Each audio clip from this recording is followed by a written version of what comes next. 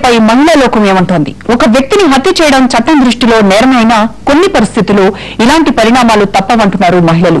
ఓ తండ్రిగా ఆ పరిస్థితిలో ఆయన చేయగలిగింది అదేనని అభిప్రాయపడుతున్నారు. ఎన్ని షీ టీమ్స్, నిర్భయ చట్టాలు ఎన్ని వచ్చినప్పటికీ కూడా మహిళలపైన అరాచకాలు అనేవి ఆగటం లేదు.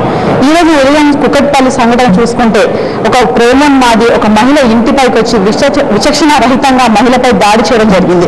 మరి ఈ సన్నివేశంలోనే తండ్రి అమ్మాయి యొక్క తమ్ముడు కూడా వచ్చి ఈ సన్నివేశం చూస్తుండగానే అటాక్ తిరగలేడు. అబ్బాయి వీళ్ళపైన అటాక్ చేసిన సమయంలో ఆత్మరక్షణ కోసమే మేము ఆ అబ్బాయిని చంపేశామని చెప్పేసి ఆ అబ్బాయిని అక్కడితో హతం చేయడం జరిగింది.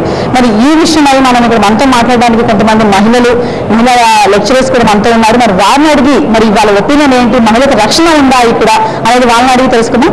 మరి చెప్పండి, ఇది జరిగిన సంఘటనకి మరి అక్కడ తండ్రి చేసింది ఎంతవరకు కరెక్ట్ అనుకుంటున్నారు? అసలు మహిళలకు రక్షణ ఉందనుకుంటున్నారా? లేదండి, నా ఒపీనియన్ అయితే వాళ్ళ ఫాదర్ చేసింది కరెక్ట్. ఎందుకంటే ఇప్పుడు ఆ అమ్మాయి పైన అటాక్ చేశారు, వీళ్ళపైన కూడా అటాక్ చేయడానికి రెడీ అయ్యాడు. వాళ్ళు అటాక్ చేయకపోతే వాళ్ళని కూడా చంపేసి ఉండేవారు కదా. ఓకే, ముగ్గురు చచ్చిపోయారు. తర్వాత వీళ్ళని ఏం చేస్తారు? జైల్లో పెడతారు. ఈ శిక్షలు అసలు వాడైతే జైల్లో ఉన్న ఇవాళ రేపు తెలుసు కదా ఎలా ఉన్నారు, వాడు హ్యాపీగానే ఉంటాడు.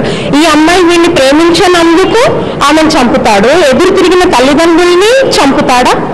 నా ఒపీనియన్ అయితే వాళ్ళ ఫాదర్ వాళ్ళు చేసింది కరెక్ట్. మరి గవర్నమెంట్ కూడా తగిన శిక్ష పడితేనే మిగిలిన వాళ్ళు కూడా భయపడతారని చెప్పేసి ఉన్నటువంటి మహిళా లెక్చరర్ చెప్తున్నారు మనతోటి. మరి ఇంకా స్టూడెంట్స్ కూడా ఉన్న వారిని వాడి చేయడం ఈ మార్నింగ్ జరిగిన కుకట్పల్లి సంఘటన. సో ఒక అబ్బాయి వచ్చి ఇట్లా దాడి చేయడంతో ఫాదర్ లా రియాక్ట్ అయ్యారు. సో ఫాదర్ రియాక్షన్ ని ఎలా తీసుకుంటారు మీరు? ఫాదర్ యాక్చువల్గా రియాక్ట్ అయింది కరెక్ట్. ఎందుకంటే పోలీస్ కోసం వెయిట్ చేసి వాళ్ళు వచ్చి ఏదో వేరే తీసుకునే బదులు ఇన్స్టెంట్ ఇది తీసుకొని చేసేసారు కాబట్టి అక్కడ కొంచెం ఇదైంది, లేకపోతే ఫర్దర్గా ఎక్కువ అయ్యే ఛాన్సెస్ కూడా ఉండేవి. సో ఫాదర్ చేసింది కరెక్ట్. అక్కడ అమ్మాయిలకి ఇప్పుడున్న సిచ్యువేషన్ లో షీ టీమ్స్ అన్నారు, నిర్భయ చట్టాలు అన్నారు, ఎక్కడ పడితే అక్కడ బస్ స్టాండ్స్ లో షీ టీమ్స్ వాళ్ళు సివిల్ డ్రెస్సెస్ లో వచ్చి బాకతాయిలు పట్టుకుంటున్నారని చెప్పేసి ఇన్ని జరుగుతున్నాయి కదా. అయినా సరే ఒక అబ్బాయి డైరెక్ట్ గా వచ్చి ఇట్లా దాడి చేయడం పట్ల రక్షణ ఉందనుకుంటున్నారా సొసైటీలో? రక్షణ అమ్మాయిలకు అయితే లేదు. ఇట్లా ఆడపిల్లలు ముందుకు రావాలి, మమ్మల్ని ఎంపవర్మెంట్ అంటారు, చదువుకోవాలంటారు, ఉద్యోగాలు అంటారు, బయటకు రావాలంటారు. బట్ వస్తే ఇవి జరుగుతున్నాయి. ఈ పరిస్థితుల్లో ఎట్లా ధైర్యంగా రావాలి? ఓకే, గవర్నమెంట్ స్టెప్స్ తీసుకుంటోంది, చట్టాలు అన్ని చేస్తోంది, అయినా ఎందుకు ఇవన్నీ జరుగుతున్నాయి? దానికి కొద్దిగా గవర్నమెంట్ స్టెప్స్ తీసుకోవాలి. ఇంకా తల్లిదండ్రులు కూడా పిల్లల్ని కొద్దిగా వాళ్ళ కౌన్సిలింగ్ చేయాలి, ఎస్పెషల్లీ మగపిల్లలు వాళ్ళ కౌన్సిలింగ్ చేయాలి, ఇవన్నీ దృష్టిలో పెట్టుకొని అని నా అభిప్రాయం. మేడం, మీరు చెప్పండి ఒక విషయం. ఇది జరిగిన సంఘటన మీరు ఎలా ఫీల్ అవుతున్నారు? ఇప్పుడు కోర్ట్స్ ఉన్నాయి, పోలీస్ స్టేషన్స్ ఉన్నాయి కదా, తండ్రిని ఆత్మరక్షణ కోసం నేను చంపేశాను అని చెప్పేసి ఫాదర్ మీడియా ముందు చెప్పారు. సో దాన్ని మీరు ఎలా చెప్తారు? మా ఉద్దేశ ప్రకారం ఫాదర్ చేసింది కరెక్టే అండి. ఎందుకంటే పోలీసు వచ్చి చూసి వెయిట్ చేసే వరకు జరగాల్సింది ఇక్కడ జరిగిపోయింది ఆల్రెడీ. ఇంకా పోలీస్ మీద డిపెండ్ అవ్వడం వేస్ట్. వెంటనే వాళ్ళు రియాక్ట్ అయ్యి వాళ్ళు తీసుకున్న డెసిషన్ మా ఒపీనియన్లో కరెక్ట్. ఎన్ని చట్టాలు వచ్చినా, ఎన్ని ఎనాక్ట్మెంట్స్ వచ్చినా, ద డే అ బాయ్ ఒక అబ్బాయి విల్ థింక్ దట్ ఈ పర్టికులర్ ఈ అమ్మాయికి నేను ఇలా చేస్తే రేపు మా ఇంట్లోకి కూడా ఇలా జరుగుతుందేమో అని ఒక థింకింగ్, ఆ థింకింగ్ లో మార్పు రావాలి. వాళ్ళ నాన్న చంపేశారని ఇలాంటి క్రైమ్స్ ఆగదు. ఒకసారి ఆలోచించాలి, నేను చేస్తే దీని కాన్సిక్వెన్సెస్ ఏంటో. ఆ అబ్బాయి వచ్చి చేశాడు, ఎందుకంటే ఏ ధైర్యం నుంచి చేశాడు? ఎందుకంటే ఒకవేళ చేసినా వాటికి రేపు దినం బెయిల్ వస్తుంది, రేపు లేకపోతే 7 years జైల్లో ఉంటాడు, లేకపోతే ఎన్నో years జైల్లో ఉంటాడు. అయినా అని చెప్పేసి వాడికి లైఫ్ డెత్ లేదు.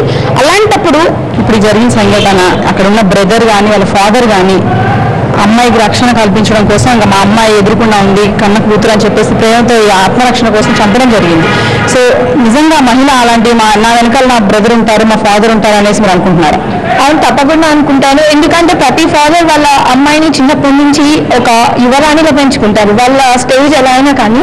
బట్ ఏంటంటే వాళ్ళ కళ్ళ ముందే ఆ అమ్మాయి అలా చనిపోతుంటే ఏ ఫాదర్ ఊరుకోరు.